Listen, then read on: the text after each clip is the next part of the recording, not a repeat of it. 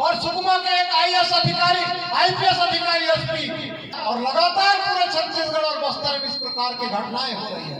बस्तर जो नक्सलवाद से पिछले कई दशकों से लड़ रहा था, सेना के कई फोर्स आए और उस सेना के फोर्स भी सफल नहीं हो रहे थे।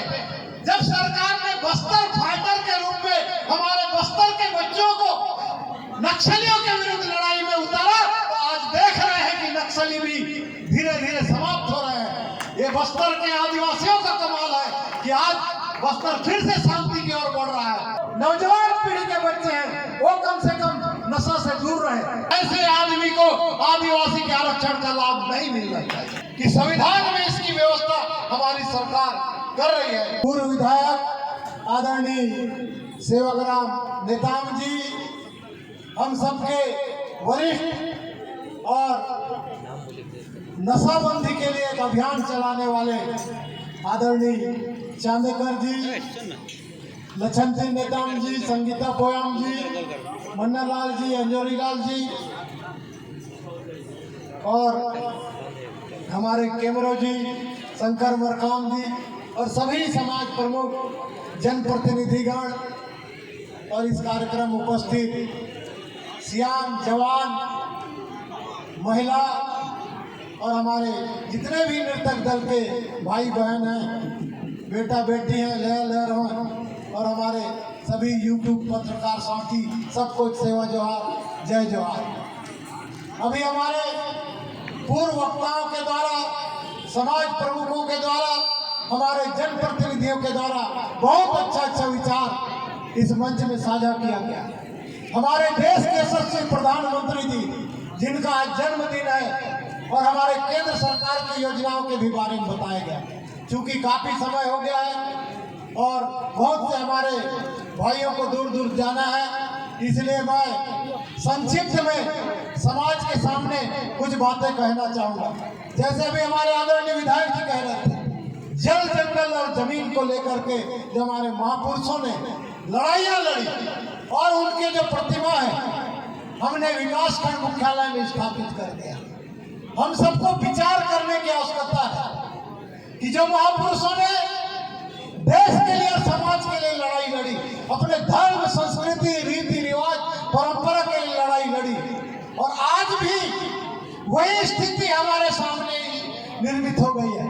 अभी हमारे वक्ता बता रहे थे कि गांव गांव में जो धर्म परिवर्तन का काम हो रहा है, धर्मांतरण का काम हो रहा है, और इस धर्मांतरण के माध्यम से हमारे जो गांव की व्यवस्था है, गांव में जब हम शीतला माता जिम्मेदारी राया की पूजा करते हैं, उस पूजा में गांव के सिर्फ गौ समाज ही नहीं, आदिवासी समाज ही नहीं, वहां पर रहने वाले सर्व समाज के लोग भाग लेते हैं, क्योंकि जिम्मेदारी राया शीतला माता हमारी आराध्य देवी है, उस गांव की देवी है। उसके पूजा पाठ में हम सबका योगदान बहुत ही जरूरत है। लेकिन यदि कोई धर्म परिवर्तन करता है, वो चाहे हमारे ही परिवार का व्यक्ति हो, चाहे अन्य समाज के व्यक्ति हो, वो गांव के धरती से, शीतला माता से उसका कोई लगाव नहीं रहता। और जब गांव की धरती में उसका लगाव नहीं होता, गांव की जो व्यवस्था और परंपरा में उसका लगाव नहीं होता, तो धीरे धीरे करके उस गांव में जो सामाजिक समरसता है, गांव की एकता है, गांव की जो सामाजिक व्यवस्था है, वो बिगड़ने लगता है। और आज आप सब लोग देख रहे होंगे कि जिस गांव में धर्मांतरण नहीं हुआ है, जिस गांव में सब लोग पूरे एक साथ रहते हैं, गांव के तीज त्योहार, रीति रिवाज, परंपरा, मेला बढ़ाई, देवी देवता के कार्यक्रम होते हैं, तो बहुत ही अच्छा ढंग से होता है। लेकिन जिस गांव में एक भी आदमी यदि धर्म परिवर्तन कर लिया है, उस गांव में लड़ाई झगड़ा होता है, कोर्ट कचहरी जाना पड़ता है, थाना जाना पड़ता है, ऑफिसों के चक्कर लगाना पड़ता है, और लगातार पूरे छत्तीसगढ़ और बस्तर में इस प्रकार की घटनाएं हो रही है। पिछले दिनों बस्तर कमिश्नर जो पूर्व में थे, उन्होंने भी सरकार को चिट्ठी लिखा था, और सुकमा के एक आईएएस अधिकारी, आईपीएस अधिकारी, एसपी शर्मा जी ने भी चिट्ठी लिखा था कि यदि धर्मांतरण को नहीं रोका गया, तो आने वाला समय में जो बस्तर में हमारे लहर मांझी की थाप में, मांझी के रेला पाटा में नाचते हैं, गाते हैं, ये वर्ग संघर्ष में निर्मित हो जाएगा। आज आप देख रहे होंगे कई हमारे ऐसे गांव हैं, चाहे कांकेर के जाम गांव हो, चाहे इस क्षेत्र के भी कई बड़बत्तर वाला गांव हो, ऐसे धनोरा क्षेत्र के गांव हो, यहाँ भी पूर्व में इस प्रकार की स्थिति निर्मित हो चुकी है। इसका कारण क्या है? इसका कारण है धर्मांतरण। और अभी पूर्व विधायक अब अपने विधायक जी बता रहे थे कि संविधान में इसकी व्यवस्था हमारी सरकार कर रही है। आने वाला समय में धर्मांतरण को लेकर के हमारी सरकार कठोर कानून बनाने जा रही है। लेकिन मैं आप लोगों को बताना चाहूंगा कि जिस समय कानून बना, संविधान बना, उस संविधान में हमारे कार्तिक उरांव जी जैसे लोग थे, जयपाल मुंडा जी जैसे लोग थे। उन्होंने एक सहमत होकर के इस बात में सहमति नहीं बना पाए। और जब संविधान निर्माता बाबा भीमराव अंबेडकर जी अनुसूचित जाति के लिए कानून बनाए, अनुच्छेद 341 में यदि कोई अनुसूचित जाति के व्यक्ति धर्म परिवर्तन करता है तो उसको आरक्षण का लाभ नहीं मिलेगा। यही बात 342 में होना था आदिवासियों के लिए, जनजातियों के लिए। लेकिन उस समय ऐसा कुछ षड्यंत्र रचा गया कि आदिवासियों का कोई धर्म नहीं होता, आदिवासी प्राकृतिक पूजक है, इसलिए आदिवासी ईसाई बन सकता है, मुसलमान बन सकता है, कोई भी धर्म को मान सकता है। आदिवासियों के लिए ऐसा बाध्यता, ऐसा कानून नहीं बनाया गया। और उसी के कारण आज कोई भी आदिवासी चाहे ईसाई बन जाए, चाहे मुसलमान बन जाए, चाहे और कुछ बन जाए, उसको आदिवासी का आरक्षण मिल रहा है। तो मैं आप सब लोगों से निवेदन करना चाहता हूं, आप ग्राम सभा के माध्यम से हमारे 5 अनुसूचित क्षेत्र में जितने भी जनप्रतिनिधि हैं सब हमारे आदिवासी समुदाय के लोग हैं। ग्राम सभा के माध्यम से प्रस्ताव करिए और प्रस्ताव को राज्य सरकार और केंद्र सरकार में भेजिए कि जो हमारे देवी देवता को नहीं मानता, हमारे रीति रिवाज और परंपरा को नहीं मानता, हमारे आंगा देव, बूढ़ा देव, डांग डोली को नहीं मानता, ऐसे आदमी को आदिवासी के आरक्षण का लाभ नहीं मिलना चाहिए। और मैं यही निवेदन करना चाहूंगा समाज प्रमुखों से भी कि आप अपने जो सेक्टर है, परगना है, ब्लॉक है, वहां भी इस प्रकार का प्रस्ताव करिए और प्रस्ताव करके केंद्र सरकार और राज्य सरकार को भेजिए। आज हमारी जो पेन व्यवस्था है, हमारा जो नार व्यवस्था है, हमारी जो सामाजिक ताना बाना है, हमारे रीति रिवाज और परंपरा है, इसके लड़ाई की बात है। हम देख रहे हैं कि कई गांव ऐसे हैं जहां पे हमारे नारायणपुर क्षेत्र की मैं एक बात बताता हूं, वहां पे 4 परिवार भी आंगा देव को उठाने के लिए नहीं बचे हैं। 99% लोग धर्मांतरित हो चुके हैं। ये कितने दुर्भाग्य की बात है। अबूझमाड़ ओरछा में लगभग 10,000 की जनसंख्या है, क्योंकि वहां का सर्वे तो अभी भी नहीं हुआ है, लेकिन लगभग 10,000 की संख्या है। ऐसे मैं वहां के समाज प्रमुख और ऐसे जनप्रतिनिधियों से बातचीत करके पूछता हूं तो कहते हैं कि लगभग 10,000 की जनसंख्या, और 10,000 की जनसंख्या में 5,000 लोग धर्मांतरित हो गए हैं, ईसाई धर्म में परिवर्तित हो गए हैं। कितना दुर्भाग्य की बात है। आज हमारे मेला बढ़ाई, हमारे तीज त्योहार, परंपरा, हमारे यात्रा, इस पर भी खतरा मंडराने लगा है। इसलिए मैं आप सब लोगों को यही निवेदन करना चाहता हूं कि आप जो अपने पारंपरिक वेशभूषा में जिस प्रकार के हमारे कार्यक्रमों में उपस्थित होते हैं, उसी प्रकार से आपके गांव में यदि कोई हमारे सामाजिक ताना बाना को रोकने का प्रयास करता है, उसमें भाग नहीं लेता है हमारे कार्यक्रमों में, तो ऐसे लोगों को भी चिन्हांकित करके उसके खिलाफ में हम क्या कार्रवाई कर सकते हैं समाज के द्वारा। सरकारी नियम के अनुसार हम उसके खिलाफ में कहां आवेदन दे सकते हैं, क्योंकि यदि किसी आदमी को धर्म परिवर्तन करना है तो उसको एक आवेदन समाज के पास देना पड़ता है, गांव के सरपंच सचिव के पास देना पड़ता है, और उसको कलेक्टर के पास भी आवेदन देना पड़ता है। लेकिन लीगल तरीके से छत्तीसगढ़ के अधिकांश ऐसे गांव हैं, हमारे बस्तर के अधिकांश ऐसे गांव हैं जहां किसी भी व्यक्ति ने लीगल तरीका से धर्म परिवर्तन नहीं किया, ये फर्जी तरीके से धर्म परिवर्तन किया है। गांव-गांव में चर्च बने हैं, गांव-गांव में जो प्रार्थना सभा बने हैं, ये सब फर्जी तरीके से बनाए गए हैं। इसलिए इन सब का विरोध करना चाहिए समाज के द्वारा।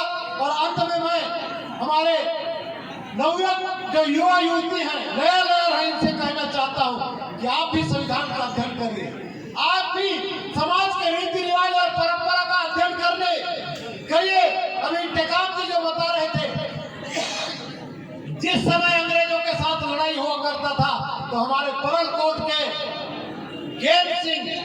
जो हमारे शहीद हैं, वो मंदरस माझी को मोहनी मंत्र के माध्यम से अंग्रेजों की तरफ उड़ा देते थे और अंग्रेज लोगों को भगा देते थे। आज भी हमारे पेन शक्ति के पास ऐसी व्यवस्था है।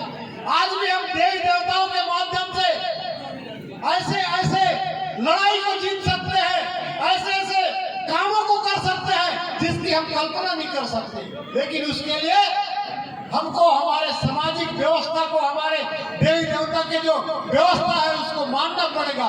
जैसे तपस्वी लोग तपस्या करते हैं, पहाड़ के ऊपर जाकर कई सालों तक तपस्या करके सिद्धि हासिल कर लेते हैं। इसी प्रकार से हमारे गांव में जो देवी देवता के पुजारी होते हैं, हमारे समाज के प्रमुख होते हैं, हमारे सिरा बैगा गुनिया होते हैं, वो लोग भी कोई न कोई प्रकार की जो व्यवस्था है उस व्यवस्था का पालन करते हैं। इसी कारण देवी देवता उनके शरीर में वास होता है।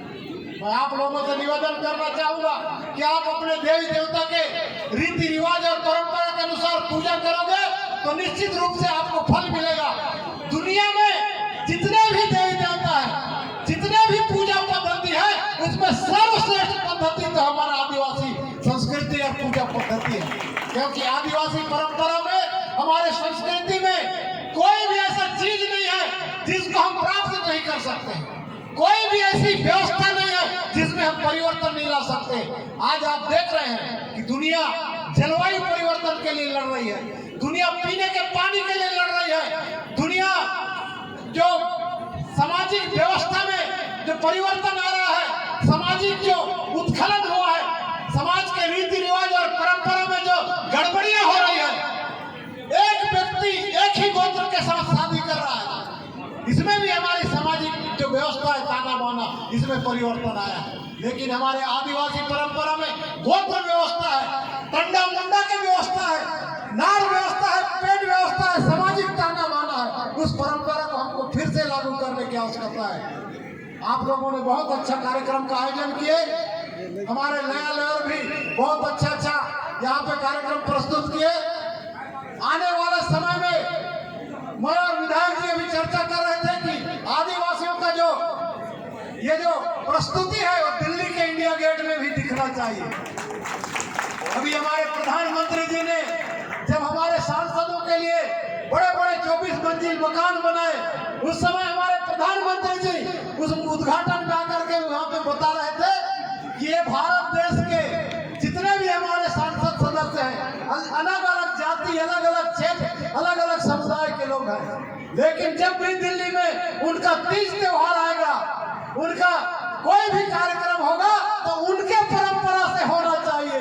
तो मैं आप लोगों को विश्वास दिलाता हूं कि मैं जरूर ऐसे कोशिश करूंगा, आप सबके सहयोग से, हमारे जनप्रतिनिधि और हमारे विधायक के सहयोग से, कि हमारे क्षेत्र के भी बच्चे दिल्ली में जाए और आपके सांसद जो कि बैगा पुजारी के नाम से प्रसिद्ध है, क्योंकि आप सब लोगों ने हिंदुस्तान के इतिहास में पहली बार देव छुपने वाला आदमी को सांसद बनाया। और हमारे पुजारी, बैगा, माझी, मुखिया, हमारे नाचने वाले बच्चे, आदिवासी नृत्य और गीत गाने वाले बच्चे, निश्चित रूप से चाहे वो कम संख्या में हो, लेकिन हम उसको दिल्ली ले जाएंगे और यहाँ के बस्तर के और छत्तीसगढ़ के वहाँ पे जो भी प्रस्तुति होगा हम उसको वहाँ पे प्रस्तुति देने के लिए प्रयास करेंगे। आप लोगों को मैं बहुत बहुत धन्यवाद देता हूँ। इसी प्रकार के जो सामाजिक कार्यक्रम है, हमारे धार्मिक कार्यक्रम है, मेला बढ़ाई के कार्यक्रम, सामाजिक ताना बाना के कार्यक्रम, ये हमेशा होते रहना चाहिए। इसको देख करके हमारे जो आने वाले पीढ़ी के बच्चे हैं वो सीखेंगे। अंत में मैं यही कहना चाहता हूँ कि हमारे जो नौजवान पीढ़ी के बच्चे हैं वो कम से कम नशा से दूर रहे।